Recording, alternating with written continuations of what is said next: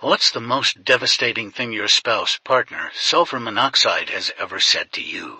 After 6 years together, I never meant for it to get serious. My ex-husband one day said he was going for a haircut and never came home and didn't answer his phone for 6 hours. When he finally answered, he said, "I didn't really go for a haircut. I left and I'm not coming back. I'm staying here with my mistress and the baby we have together." I'm going to die. This is where I am going to die. My girlfriend said this to me a few hours before suffering brain death from a sinus infection.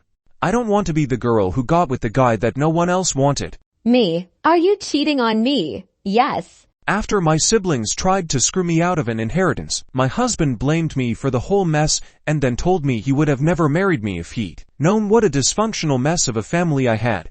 We'd been married 20 years at that point. No wonder your ex beat the shit out of you. And a ton of more terrible things over the course of 10 years that I don't want to remember right now. I filed for divorce in October.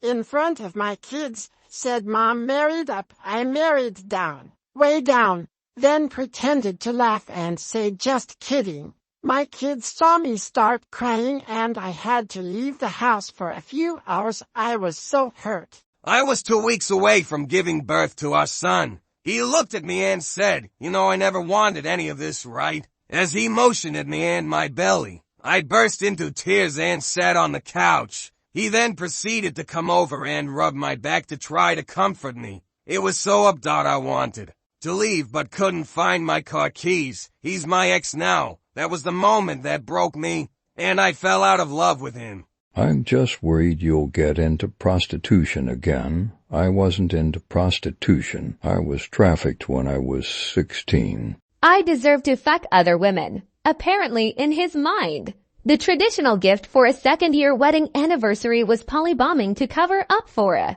year's worth of cheating. I can only hope that one day you meet the same fate your sister did. My sister died in a car accident. My ex-fiancé.